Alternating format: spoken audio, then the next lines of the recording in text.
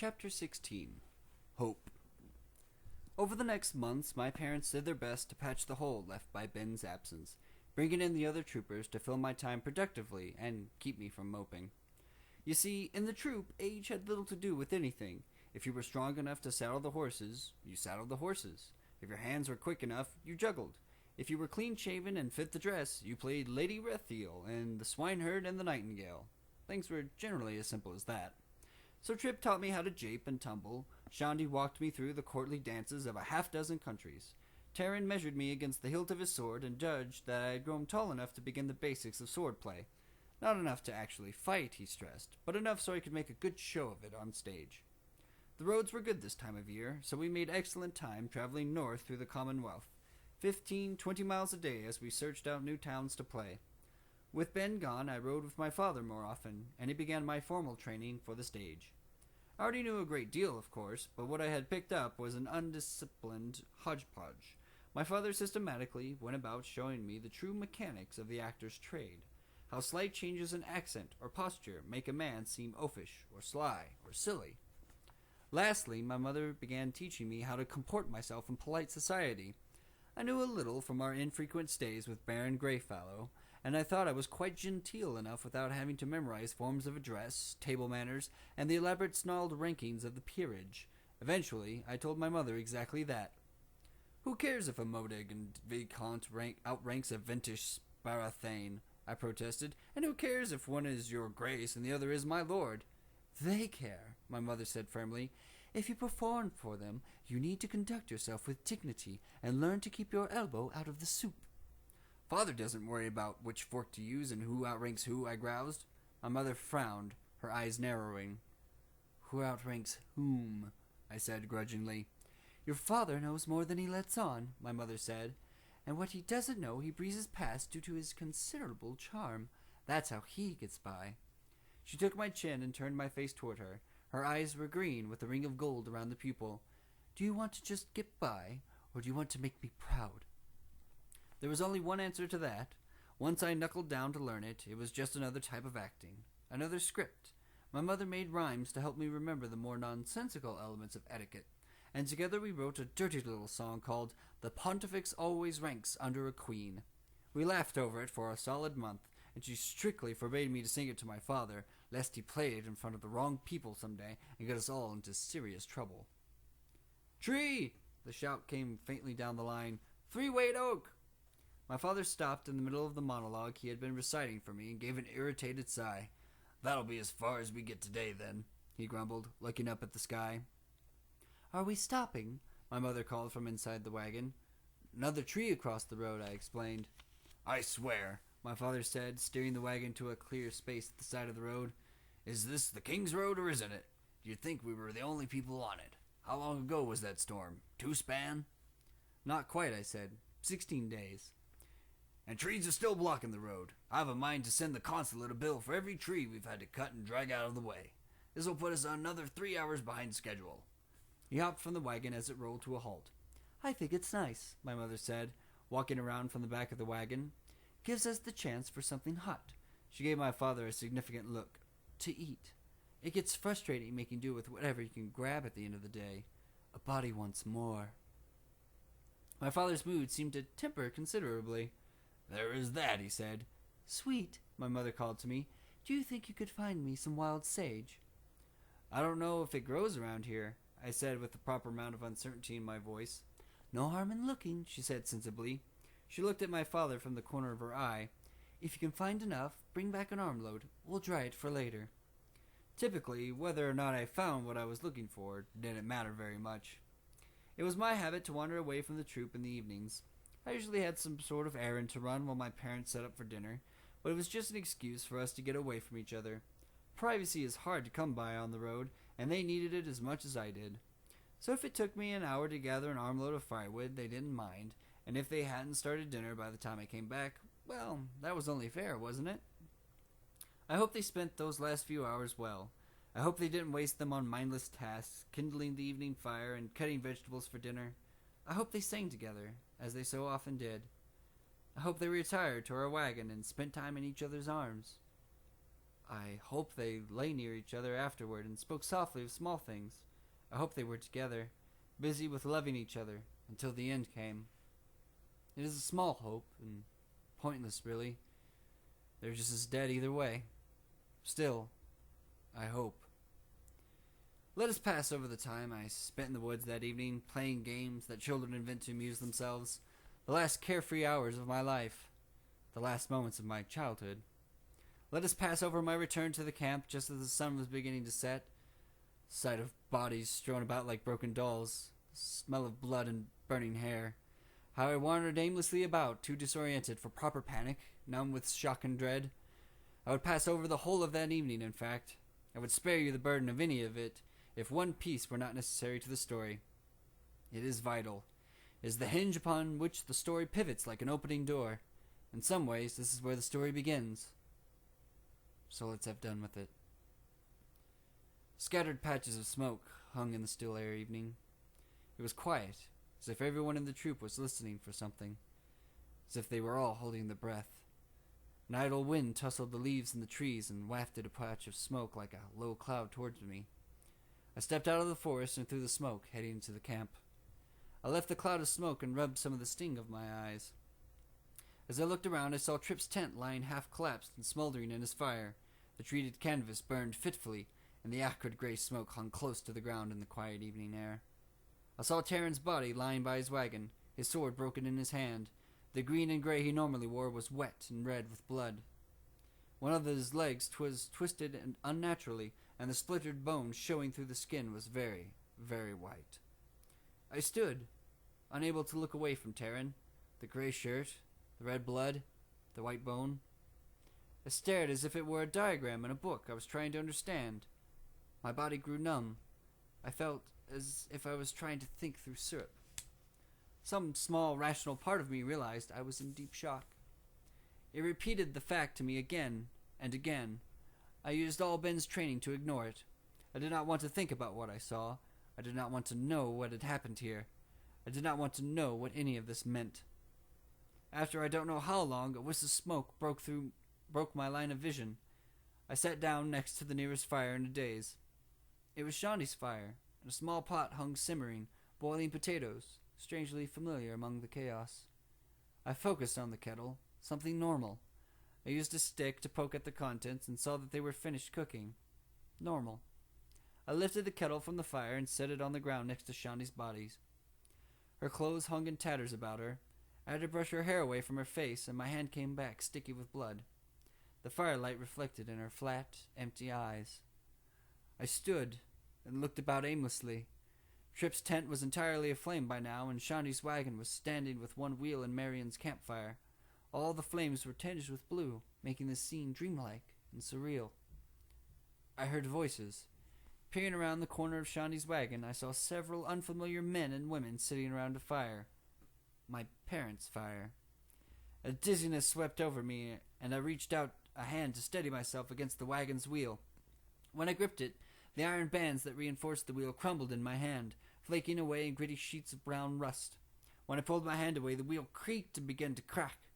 I stepped back as it gave way, the wagon splintering as if its wood were rotten as an old stump. I now stood in full view of the fire. One of the men tumbled backward and came to his feet with his sword out. His motion reminded me of quicksilver rolling from a jar onto a tabletop, effortless and supple. His expression was intent, but his body was relaxed, as if he had just stood and stretched. His sword was pale and elegant. When it moved, it cut the air with a brittle sound. It reminded me of the quiet that settles on the coldest days in winter, when it hurts to breathe and everything is still. He was 24 feet from me, but I could see him perfectly in the fading light of sunset. I remember him as clearly as I remember my own mother, sometimes better. His face was narrow and sharp, with the perfect beauty of porcelain. His hair was shoulder-length, framing his face in loose curls, the color of frost. He was a creature of winter's pale. Everything about him was cold and sharp and white. Except his eyes. They were black like a goat's, but with no iris. His eyes were like his sword, and neither one reflected the light of the fire or the setting sun. He relaxed when he saw me.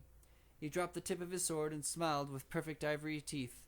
It was the expression a nightmare wore. I felt a stab of feeling penetrate the confusion I clutched around me like a thick protective blanket. Something put both its hands deep into my chest and clutched. It may have been the first time in my life I was ever truly afraid. Back by the fire, a bald man with a gray beard chuckled. "Looks like we missed a little rabbit. Careful, Cinder. His teeth may be sharp." The one called Cinder sheathed his sword with the sound of a tree cracking under the weight of winter ice. Keeping his distance, he knelt. Again, I was reminded of the way Mercury moved. Now on eye level with me, his expression grew concerned behind his matte black eyes. "What's your name, boy?" I stood there mute, frozen as a startled fawn. Cinder sighed and dropped his gaze to the ground for a moment. When he looked back up at me, I saw pity staring at me with hollow eyes. "Young man," he said, "wherever are your parents?" He held my gaze for a moment, and looked over his shoulder back toward the fire where the others sat. "Does anyone know where his parents are?" Some of them smiled, hard and brittle, as if enjoying a particularly good joke. One or two of them laughed aloud. Cinder turned back to me, and the pity fell away like a cracked mask, leaving only the nightmare smile upon his face. "Is this your parents' fire?" he asked with a terrible delight in his voice. I nodded numbly. His smile slowly faded. Expressionless, he looked deep into me. His voice was quiet, cold, and sharp.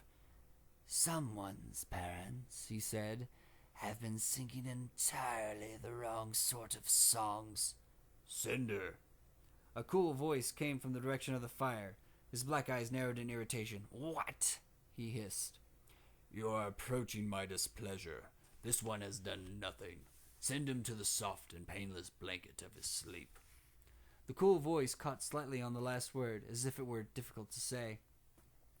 The voice came from a man who sat apart from the rest, wrapped in shadow at the edge of the fire. Though the sky was still bright with sunset, and nothing stood between the fire and where he sat, shadow pooled around him like thick oil. The fire snapped and danced, lively and warm, tinged with blue, but no flicker of its light came close to him. The shadow gathered thicker around his head. I could catch a glimpse of a deep cowl like some priests wear, but underneath the shadows were so deep it was like looking down a well at midnight. Cinder glanced briefly at the shadowed man, then turned away. "You're as good as a watcher, Haliax," he snapped. "And you seem to forget your purpose," the dark man said, his cool voice sharpening. "Or does your purpose simply differ from my own?" The last words were spoken carefully, as if they held special significance. Cinder's arrogance left him in a second, like water poured from a bucket. "No," he said, turning back toward the fire. "No, certainly not." "That is good. I hate to think of our long acquaintance coming to an end." "As do I." "Refresh me again as to our relationship, Cinder," the shadow man said, a deep sliver of anger running through his patient tone. I am in your service." Cinder made a placating gesture. "You are a tool in my hand," the shadowed man interrupted gently. "Nothing more." A hint of defiance touched Cinder's expression. He paused. The soft voice went as hard as a rod of ramston steel. "Ferula!" Cinder's quicksilver grace disappeared. He staggered, his body suddenly rigid with pain. "You are a tool in my hand," the cool voice repeated. "Say it." Cinder's jaw clenched angrily for a moment. Then he convulsed and cried out, sounding more like a wounded animal than a man. "I am a tool in your hand," he gasped. Lord Haliax." "I am a tool in your hand, Lord Haliax," Cinder amended as he crumpled, trembling to his knees. "Who knows the inner turnings of your name, Cinder?" The words were spoken with a slow patience, like a schoolmaster reciting a forgotten lesson. Cinder wrapped shaking arms around his midsection and hunched over, closing his eyes. "You, Lord Haliax." "Who keeps you safe from the Emir, the Singers, the Sith, from all that would harm you in the world?" Haliax asked with calm politeness, as if genuinely curious as to what the answer might be. "You, Lord Haliax." Cinder's voice was a quiet shred of pain. "And whose purpose do you serve?" "Your purpose, Lord Haliax." The words were choked out. "Yours. None other." The tension left the air, and Cinder's body suddenly went slack. He fell forward onto his hands, and beads of sweat fell from his face to patter on the ground like rain. His white hair hung limp around his face. "Thank you, Lord," he gasped out earnestly. "I will not forget again." You will. You are too fond of your little cruelties. All of you. Haliax's hooded face swept back and forth to look at each of the figures sitting around the fire. They stirred uncomfortably. I am glad I decided to accompany you today. You are straying, indulging in whimsy. Some of you seem to have forgotten what it is we seek, what we wish to achieve. The others sitting around the fire stirred uneasily. The hood turned back to Cinder. But you have my forgiveness. Perhaps, if not for these remindings, it would be I who would forget. There was an edge to the last of his words. Now, finish what... His cool voice trailed away as his shadowed hood slowly tilted to look toward the sky. There was an expectant silence. Those sitting around the fire grew perfectly still, their expressions intent. In unison, they tilted their heads as if looking at the same point in the twilight sky, as if trying to catch the scent of something on the wind. A feeling of being watched pulled at my attention. I felt a tenseness, a subtle change in the texture of the air. I focused on it, glad for the distraction, glad for anything that might keep me from thinking clearly for just a few more seconds. They come, Haliax said quietly. He stood, and shadow seemed to boil outward from him like a dark fog. Quickly, to me. The others rose from their seats around the fire. Cinder scrambled to his feet and staggered a half-dozen steps toward the fire. Haliax spread his arms, and the shadows surrounding him bloomed like a flower unfolding. Then each of the others turned with a steady ease and took a step toward Haliax, into the shadows surrounding him. But as their feet came down, they slowed, and gently, as if they were made of sand with wind blowing across them, they faded away. Only Cinder looked back, a hint of anger in his nightmarish eyes. Then they were gone. I will not burden you with what followed. How I ran from body to body, frantically feeling for the signs of life as Bennett taught me. My futile attempt at digging a grave. How I scrabbled in the dirt until my fingers were bloody and raw. How I found my parents. It was in the darkest hours of the night when I found our wagon. Our horse had dragged it nearly 100 yards down the road before he died. It seemed so normal inside, so tidy and calm. I was struck by how much the back of the wagon smelled like the two of them. I lit every lamp and candle in the wagon. The light was no comfort, but it was the honest gold of real fire, untinged with blue. I took down my father's loot case. I lay in my parents' bed with the loot beside me. My mother's pillow smelled of her hair, of an embrace. I did not mean to sleep, but sleep took me. I woke coughing with everything in flames around me. It had been the candles, of course. Still numb with shock, I gathered a few things into a bag. I was slow and aimless, unafraid as I pulled Ben's book from under my burning mattress. What horror could a simple fire hold for me now? I put my father's loot into its case. It felt like I was stealing, but I couldn't think of anything else that would remind me of them. Both their hands had brushed its wood 1,000 times. Then I left. I walked into the forest and kept going until dawn began to brighten the eastern edges of the sky. As the birds began to sing, I stopped and set down my bag. I brought out my father's lute and clutched it to my body. Then I began to play. My fingers hurt, but I played anyway. I played until my fingers bled on the strings. I played until the sun shone through the trees. I played until my arms ached. I played, trying not to remember, until I fell asleep.